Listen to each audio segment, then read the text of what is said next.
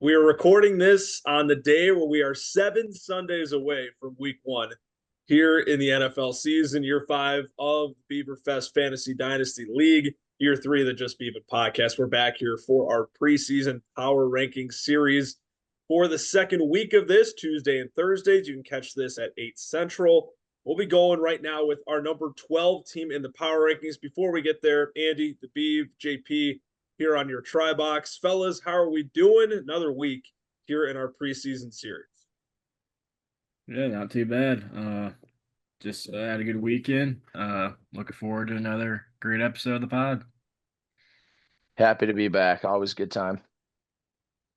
Well, let's get right to it. Why don't we? Not wasting any more time looking at our number 12 team here in the power rankings. We've already gone through our previous two. Matt Hendricks bringing up the rear at 14. Dade Pitchford coming in at number 13. And our number 12 team that we are going to look at here is none other than Mr. Ty McCain, the Typhoons, here entering this 2026 season. Our lovely friends at Keep Trade Cut have the best roster breakdown format possible for us.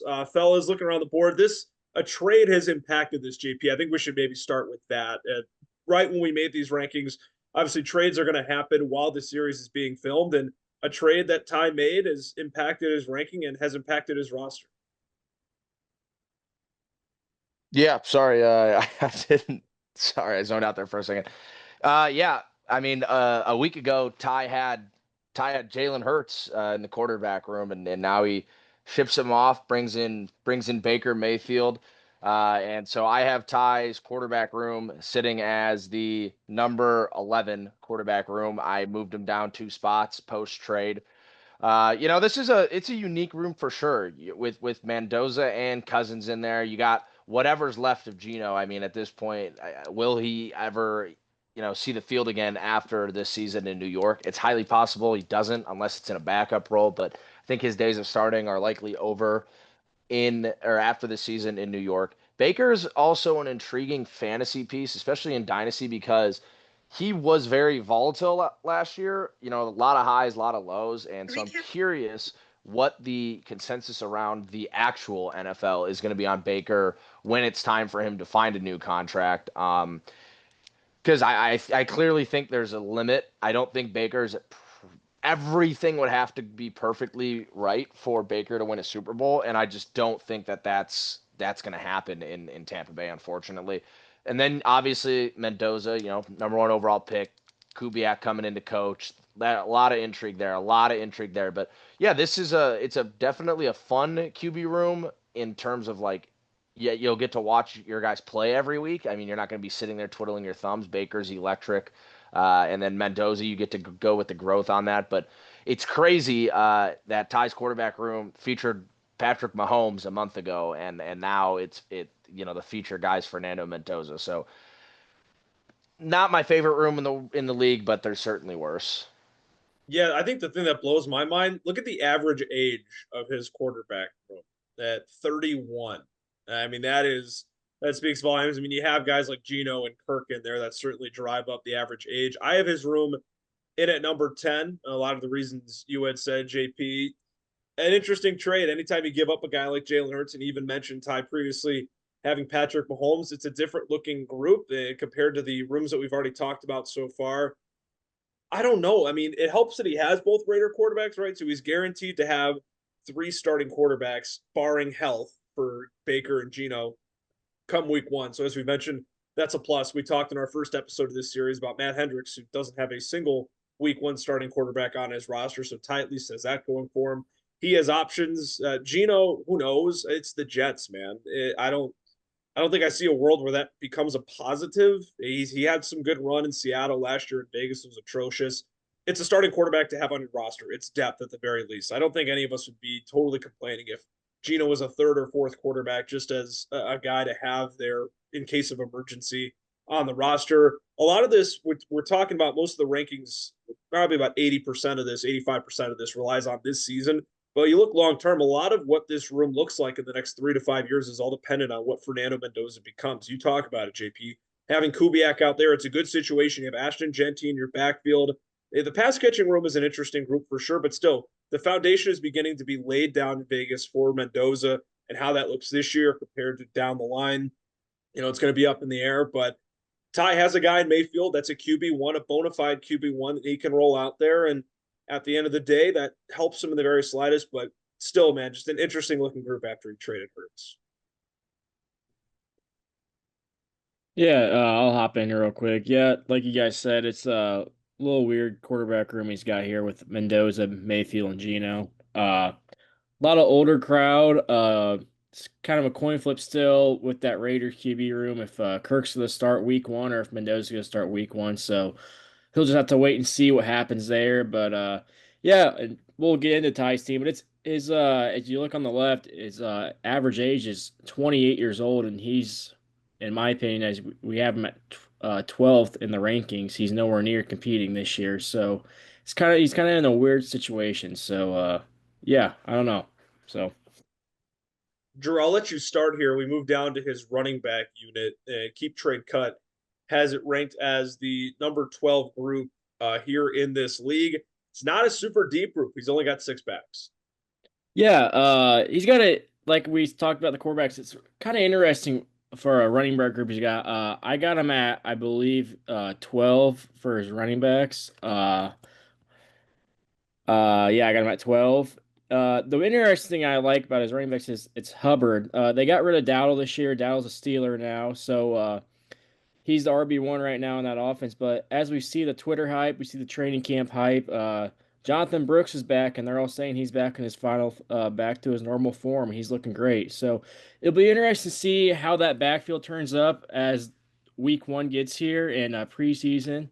Obviously, preseason's not everything, but just to see him back in the flow of things and seeing how he does in those games will be interesting. And the other guy I want to point out is Tyrone Tracy. You got Scat coming back, but I imagine we see Tyrone Tracy still in that backfield, getting some reps in, and at least getting, I'd imagine, 8 to 10 carries a game still. So, and the good thing about Tracy is, I like for Ty's team, is that he can catch passes in the backfield. So, with our league PPR point per catch, it could be very effective, a sneaky flex play for Ty on his team. So, it'll be interesting to see what happens there. But yeah, very interesting room. JP, what do you got here? Yeah, I Hubbard obviously got paid, so I don't think it's, as much as I've raved about Brooks in the date episode, Hubbard is certainly still going to have a role. I think Dobbins is the clear cut RB1 in Denver. Now, he's not going to be involved in that passing game at all with Coleman and Harvey both present, but he is, at least for now, the guy who's going to get the bulk of the carries. So that could be a middling fantasy season. He may have like a good yard per carry, 10 carries, 64 yards, but no touchdowns or anything. He's being efficient. He's not catching passes though. So it'll be interesting to monitor the Broncos running back room as a whole, and especially Dobbins, whether he's the goal line back or if that's Coleman. But I do like the point that Drew made about Tracy. I think he'll be utilized, on a Matt Nagy screen offense. I think there's going to be a lot of work for Tyrone Tracy to be involved. Shout out my boy Lakeem Allen. He is the best receiver in that Jacksonville room, but he's probably not going to do anything for you. And then same goes for Trevor Etienne. Shocked he's honestly still on the roster, but he probably is the best pass catcher of all of those guys there. And then Isaiah Davis is pretty irrelevant. So it's definitely an interesting room. I don't think there's no high ceiling for any of these guys, and I think you're getting a relatively low floor. So I think I have this room where did I have this? I have this as the 13th room. So it doesn't get much worse. And the only guy worse is Matt, and Matt is starting Drew and Andy as his two running backs. So it's a bad running back room, both as the starters and the depth. And kind of like Drew said, I mean, as a team, his age is old. I know the running backs are relatively younger in comparison to the other positions, but there's just no one who's got any kind of ceiling there. Henny, don't worry, man. I got you on the goal line. I could probably get you a touchdown if I get enough juice from my offensive line. But no, it's all a good point. I'll keep it short because you guys have pretty much hit on everything. I have the room ranked 12th. Hubbard, he's known for splash games. He can go off, and Ty's going to need him. That's the guy who has to carry this group and this unit, at least to begin the season. We've talked a lot already about what Denver's running back core is going to look like this year. A very interesting unit. a three-headed monster. I don't even know what we'll call it. It's a committee, a three-man committee. A three-headed monster implies that they're all very good, which I don't know if that's the case. But he's got playable guys. Tyrone Tracy, I want to shout out Cam Boyer. I know he's probably watching this wearing his Tyrone Tracy jersey right now. And that's really about it. The one thing that really stood out, not just the fact that, as GP mentioned, relatively low ceiling, there's just not a lot of bodies here. And I could be wrong. Six running backs is fine, right? I guess I don't know how many you want in a room in this league, but I definitely feel like this is one of the lighter rooms in terms of both quality and quantity, which is something to monitor as we move along throughout this series. I'll get us started here on the wide receivers. And this group, yet another rather old unit, average age 27 and a half years old. This is the highest ranked unit I have on Ty's roster. I have him ranked 8th in the league, so right near the middle of the pack.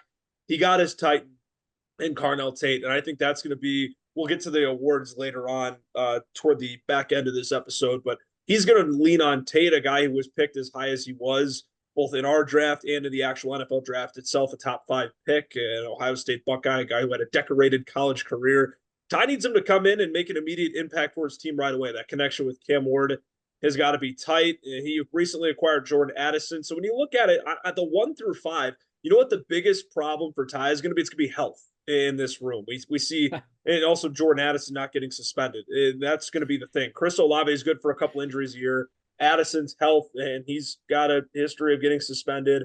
Cortland Sutton, Chris Godwin. I mean, that guy cannot stay on the field either. I did not know Keandre Lambert-Smith was still rostered in this league. I just found that one out as well. I think he's on the Chargers, right? Is that where he's at? He is on the Chargers. Yeah. Really, I disregard the bottom 2 guys. Calvin Ridley. Drew and I made a swap last summer. He sent me Darnell Mooney. I sent him Calvin Ridley. I think we both lost that trade. Neither one of those guys did anything. I still rostered Mooney for what it's worth, but yeah, that Ridley contract in Tennessee is looking rather sour. This is without a doubt, in my opinion, probably the best room that Ty has on his roster, and that's at least how I have it ranked. You can make an argument for the tight ends, which we're going to bring up in a little bit, but if we look at Olave, Addison, Sutton, Godwin, if those guys can stay on the field, he can get some production there. And then, yeah, Carnell Tate, I mean, this is a guy you look at this year who needs to make an immediate impact for Ty to get some production and to try and win a couple of games.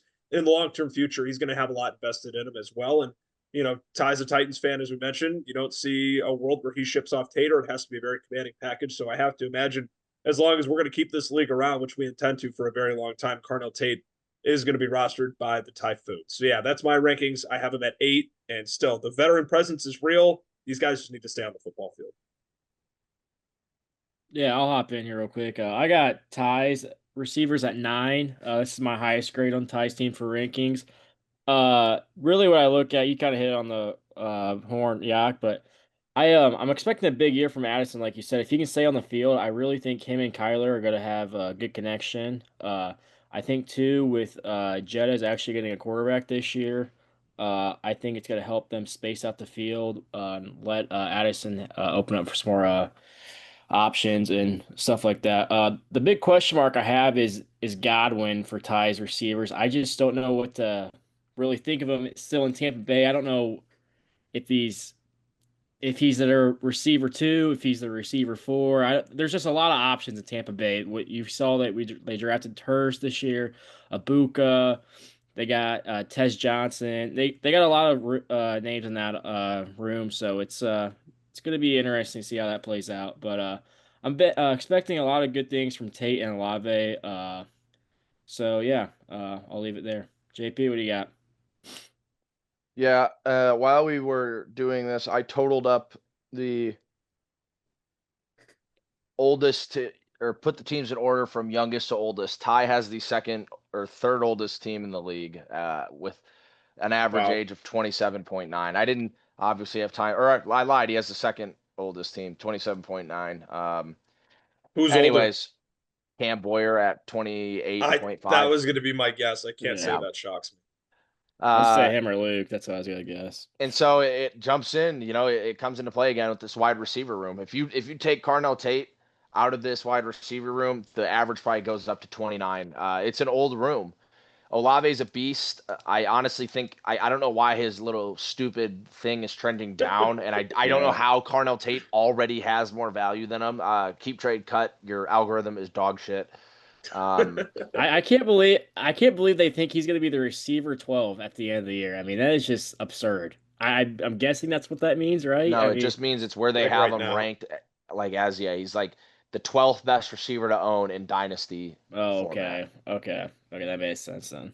Um anyways, I think Addison's value is too low. I think we've the Addison slander has gone too far. I mean, this guy's an elite wide receiver too. He's not some scrub.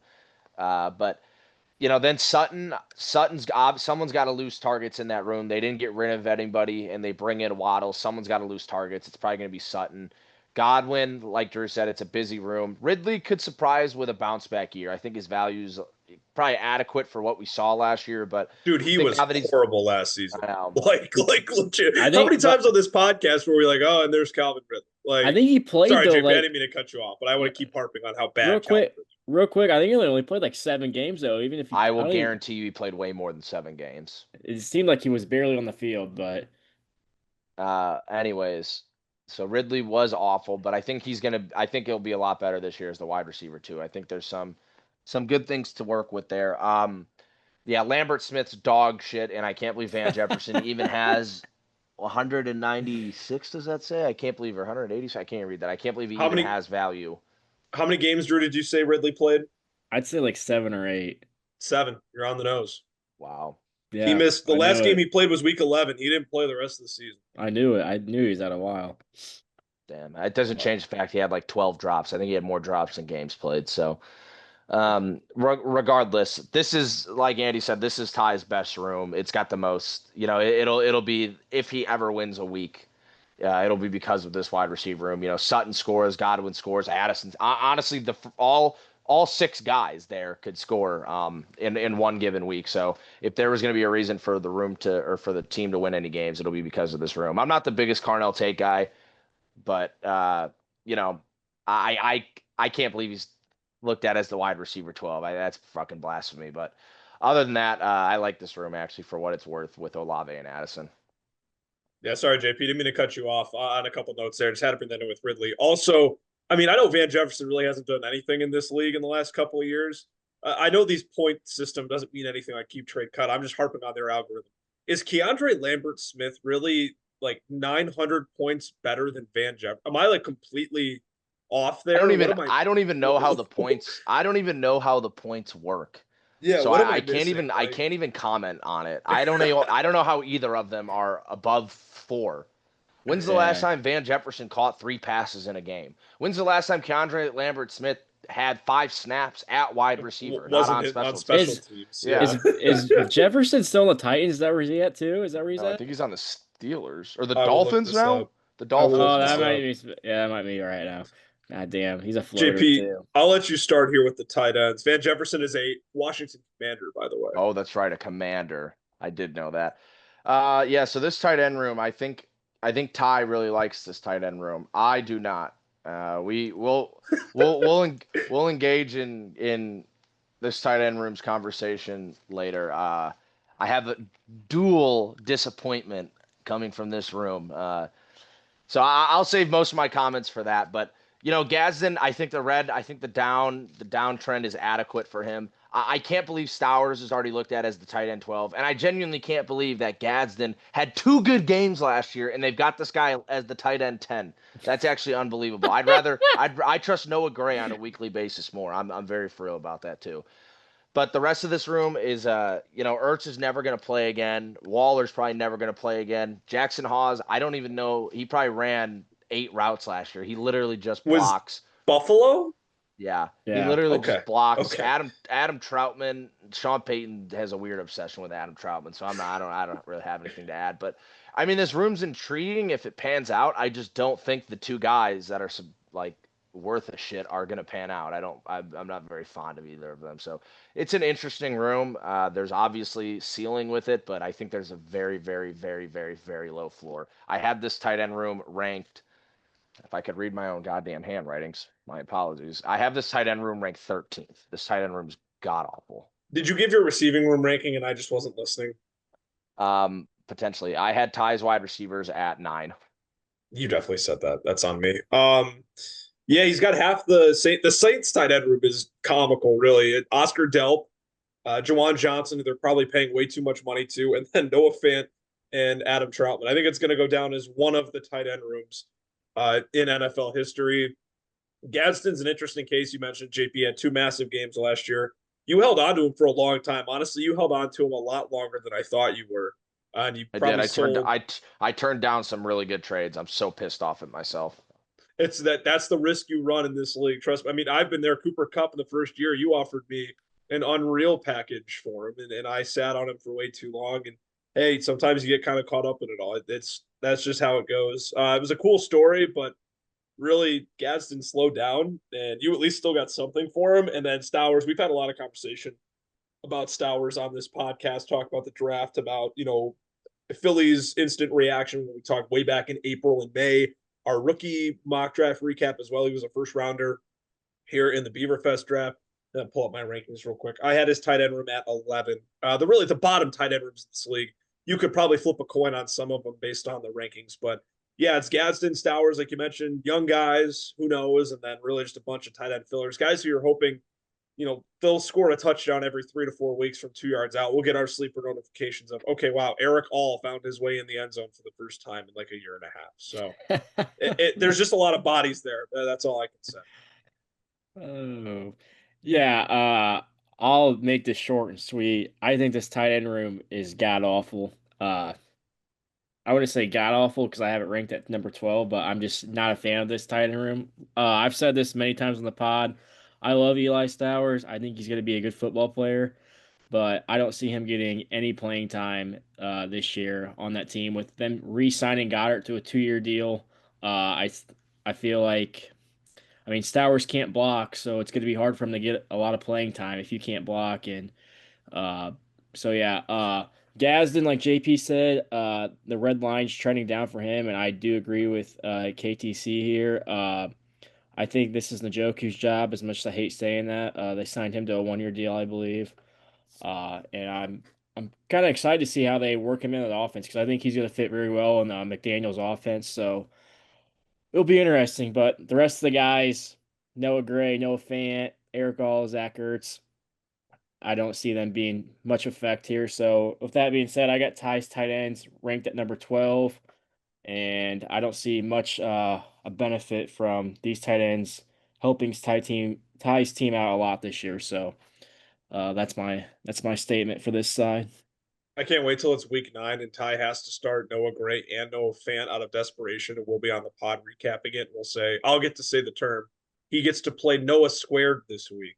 We're gonna clip this. We're gonna come back to it in November, and that's going to be the case. We'll round things out here by looking at Ty's draft capital both this year and the next couple of seasons. And in terms of where I have his picks as well, I have him middle of the pack. I have him at 8th. Keep trade cut has him in the 5 spot. I know he's got a first. He doesn't own his own first, correct, JP? I know he's got where we're at on this Yeah, my draft pick. apologies. Yeah, Yeah, he he's doesn't good. own his own first. He does have Bowers first. It's always tough when you don't own your own first, and we're ranking you in the bottom 5. I want to say that's been all 3 episodes we've done so far. None of these guys have owned their own first round pick. But the big thing for Ty is going to be the 2 firsts that he owns in 2028. Once again, owning Bowers and finally getting his own back.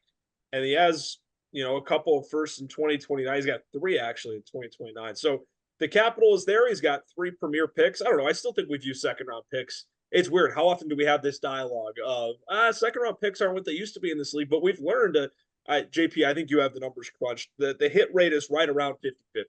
If not, it's maybe slightly above that in terms of what we had in the last couple of years of second round picks and how they've turned out. Either way, it's a coin flip. Some people view that in a bad way. Some people view it as, hey, I own 5 second round picks. I'm bound to hit on at least 2 guys. So Ty owns a couple in this coming draft, along with Bowers first, and Jack, we'll talk about him later on in the series, has made some moves to make his team better, but he still owns a first round pick at the very least. But I don't know. The capital is great, but it does excite me, guys. I have it ranked 8th, right in the middle of the pack. Yeah, Yeah, just go to the ahead. earlier point, I obviously can't factor in the 2026 draft, but the second round hit rate is 27.7.8%. So it's actually a very Never mind. low So yeah, I it's thought it about was Yeah. one. higher for some reason. No, it's about the Never mind. third round hit rate is 40%. So the third round is actually pretty good. And How does that make this any sense? the fourth round hit rate is 26.31%. So Never mind. uh Disregard the last minute of my takes there. oh, I didn't mean to switch to sleeper. My apology, everyone. Yeah. But yeah, I have Ty's overall draft capital at 6th. It really just hurts because he doesn't have his first this year, but he still has enough picks to, over the next 3 seasons, he's got 1, 2, 3, 4, 5, 6, 7, 8, 9, 10, 11, 12, and they're all first and seconds. That's premier draft capital, and I think it might take a while for this rebuild if Ty can see it through to get off the ground and moving. But if he just sticks with what he's got, I think by 2029. Wow, I can't even believe we're saying by 2029. By the time Ty's married and has a kid, his team will be ready to start competing. Yeah, I'll make this pretty quick as well. I got Ty's picks at number 5. Believe it or not, I think Jack's first round picks will be very good this year. We'll get to his team down the line on this segment, but I do see that pick as a top 7 pick, and for how good this class is gonna be, I think that's gonna benefit Ty a lot. So we'll see how it goes. And then you got it. You see in 2027, he's got Wade's second round pick, and that's probably going to be 202 to 204. And then he's got Jack's second round pick as well, that I just said was going to be probably top 7. So 202 to 207. So I mean, he's got 3 good coming up picks. So the it's looking good for Ty. So we'll see what happens.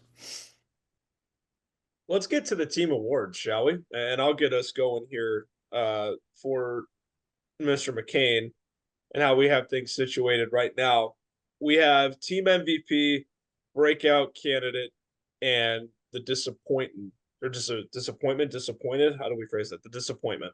Just like the disappointment of his team. Yeah. Now we recorded this.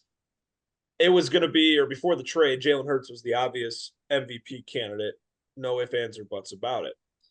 Things have changed a bit now, guys. I'm interested to see where all our MVPs lie. I know we talked about the first couple episodes not wanting to always put a quarterback there. I think just out of desperation, my team MVP for Ty has to be Baker Mayfield. And I absolutely hate everything about that. I just can't put it on a rookie in Carnell Tate. I know we did that for Hendricks, and my MVP for him is Jordan Tyson. That's because he quite literally had nobody else on his roster. Ty does in this case. Mayfield's my guy just because I think he's going to be the most consistent. You know what you're going to get out of Baker every week. It's going to be pretty steady, Eddie. So it'll be Mayfield as my team MVP for Mr. McCain. Yeah, Yeah, I'll hop I in had here. Oh, go ahead. go ahead, Drew. No, go ahead. You're good. Okay, I had Olave as the MVP. I love Olave. I think people, have a negative connotation. There's a negative connotation around Olave because of the injury history, etc. They bring in Tyson, people take away his targets, but I actually think having Tyson will be good for him because it'll help. They'll have to guard Tyson now too, and Olave's too good to be left one-on-one consistently. He proved that last year he was the wide receiver 6. I think we could see the same kind of season replicated from him. I really like Olave. Yeah, and that was my MVP as well. And JP hit that on the horn. Lavi's a stud. I think he's gonna do good things for this New Orleans offense, and he's gonna put up a lot of points for Ty's team. So that's all. I'll keep it short. JP, I'll let you start here with the breakout candidate. Yeah, I had the hardest time ever picking a breakout because I don't think you can pick a rookie as a breakout because they haven't played. So it, Right. it was kind of hard for me Right. to pick a breakout. And half his team they're either complete bench warmers or they're too old. They're past their breakout It's a stage. bummer he traded Parker Washington because that's who I was going to say. So I went with Lakeem Allen of the Jacksonville Jaguars, and by breaking out, I think his ceiling, is 11 points with a touchdown and 3 catches or something. But it was really hard. I was between Lakeem Allen and then Eric All, but Eric All actually sucks, so I just couldn't pull myself to do it, even though he's gonna have probably more opportunity than Lakeem Allen. But I do think Allen at least has the upside to be kind of like like when Jalen Warren first broke on the scene purely as a pass catcher, I think Lakeen Allen could do kind of the same thing. Beav, what do you got? This one's gonna sound crazy, but if Kirk Cousins starts week 1, I could low key see him having a good first 4 weeks and then kind of be like a trade candidate for someone that goes down early, like QB that goes down early, and help him out and be another trade piece. So that's kind of my breakout is Kirko. And I see him doing good He's things in that division. 38. How the fuck can he break out? I don't fucking know, dude. This fucking team is He's got no fucking bricks. What do The you want me to guy say? already played his prime. All right, what do you want me to say? Fuck, I'm saying a breakout for his goddamn helping his team out. What do you want me to say? Calvin Ridley? Oh yeah, he's gonna break out and He's fucking just as old. You're naming the oldest guys fine, on the fine. team. I'll pick. I'll No, fine. the Kirk Cousins pick No, is it's in. adequate. That's your pick, It's Drew. in. No, we'll do Keandre Lambert Smith. I think he's gonna get 2 catches this year and break out. There you go. That's my breakout. I'm so pissed that he traded Parker Washington because Parker Washington was going to be my breakout guy for Ty. This one's going to make no sense. I guess I'm going to go Gadsden. I don't know, man. There's like, and I guess he kind of already broke out and then cooled off. I think the breakout, I guess, would be having the opportunity to be a bit more consistent in his second season and outperforming the low expectations. I don't know, guys. This was this was rough. Yeah, Gadsden's gonna be my pick. I have no reasoning. JP mentioned it. The guys are either too old or they're too young. They don't have an opportunity. You can't break out as a rookie. I know we've said breakout candidates before for guys like Hendrick's team, but once again, Matt doesn't have anyone on his roster, so that made things rather difficult. Beav, I'll let you start here. Who's the X factor for Ty's team? Yeah, so the X factor I have for Ty's team is I just put on my little sheet, running back room. You know, if you see these top 3 right here, Hubbard, Dobbins, and Tracy, like we talked about, if they can fluctuate from 10 to 12 points a couple weeks for Ty at the same time, like if Hubbard and Dobbins combine for 25 points one week, I mean, there's a sneaky chance that Ty could win that week if someone's having a bad week and only scoring 120 points. I mean, that could be the X factor of Ty's team, and I think it could benefit him having him sneak out a couple wins if the running back room produces for him. JP? I had my X factor as Jordan Addison. I think, there's we can either get the Jordan Addison who just is completely disinterested in football, and that makes it a lot more difficult for Addison to have any kind of real value in the league. But I think not only is the X factor in terms of winning games, but in terms of can be traded at a later date for possibly. I know Ty has given up about a million picks in total for Jordan Addison through 8 different trades by now. But I think there's a chance where, depending on how Addison plays, Ty could recoup or profit off of the most recent Jordan Addison trade, and that's something that is invaluable in this league. I like Addison. I was thinking of going there. I'm just going to keep with Carnell Tate, though, as the X factor. We say this with a lot of these rookies that were drafted in high spots, both in the actual NFL draft and in our Beaverfest draft. How hot of a start can he get off to? Can he get off to the big time leap that Ty needs? How much of an immediate impact can he be to this roster? I think the team can go as far as Tate will allow it to, based on how quickly he gets his feet off the ground here in the NFL. We'll wrap it out with Ty's disappointment guy on his team, or disappointments plural if we have multiple guys in mind, and then we'll head over to his schedule, look at the floor, the ceiling, and any exciting matchups for the year. I'll start with the disappointment. It's going to be either Geno Smith or J.K. Dobbins. I had to throw an extra guy that's not Geno because Geno is setting himself up for failure, coming off a really bad season and going to play for the Jets. And Dobbins, we've had this dialogue a lot about the Broncos running back room, and who knows what it can bring with as many ball carriers that Sean Payton has available to him. I just don't think Dobbins can meet expectations given the situation that he's in. Drew? Yeah, I kind of what you did, Yak. Obviously, Gino's the big red flag on this team, but him surrounding himself with a better line and a better receiving room, I think that might help him, but I still don't have high hopes for him. But the main disappointment I have is his tight end room. I don't think he's going to get many points from that room at all, and if any, in some weeks. So that's what I got at. I think it's poop. JP? I my disappointment is I wrote down the tight end room, but I really am just referring to Gadsden and Stowers. I think Gadsden's a bum. I think he's a glorified.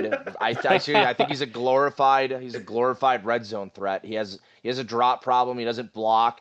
McDaniel's gonna want to come in, and that was outside of the one Jonnu Smith miracle season. It was always Durham Smythe in the game or someone who could block because he needed guys who were able to block. And Gadsden clearly is not that. And I think that's why they paid Charlie Kohler $24 million. I think that's why they paid Njoku to come play for them because they need tight ends who are able to do both. And I unfortunately, I don't. Gadsden may find a role doing that somewhere in the league, but I don't think it's going to be in LA. The same goes for Stowers. He's even lighter than that. He's 238 pounds or something. He is truly he's listed as a tight end, but he really is just a big slot wide receiver is all Stowers is. And I think a lot of people, he was so good at Vanderbilt and was a big reason they had so much success that like everyone thought it was insane that he didn't get drafted until pick 54 or whatever he went with in the NFL draft. But I saw right through it. I don't think there's much value for a guy who brings nothing as a blocker. It's not even like he's like just undersized. He just brings nothing as a blocker. So I think the tight end room is going to be lining up for disappointment.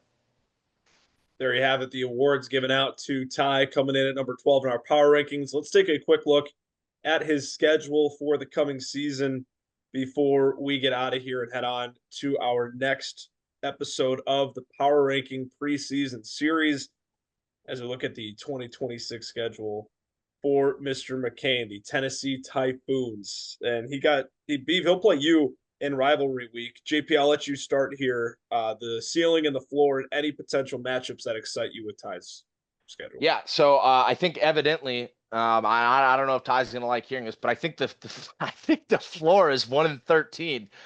This is a tough schedule, man. This is not easy. The only win I have him getting is week 14 against Matt, or I should say, like in an absolute floor scenario, the only win I have him getting is against Matt, which would be, it's highly possible. This is genuinely a very, very, very tough schedule. I think at an absolute ceiling, we're looking at we're looking at maybe three wins. Ty, this is a tough schedule, man. I think your floor is 1-13. I think your ceiling is 3-11, and I think you probably hit the floor. Honestly, is what I'm going to predict. I think you're going to go 1-13. I actually am going to text Cam before we publish this to see if I can get your first. Steve? Yeah, I got Ty at 3.5 wins over under total. I think he's gonna sneak some wins out. I think he can get a win against Brady. I think he plays him twice. I think he'll sneak a win out from him.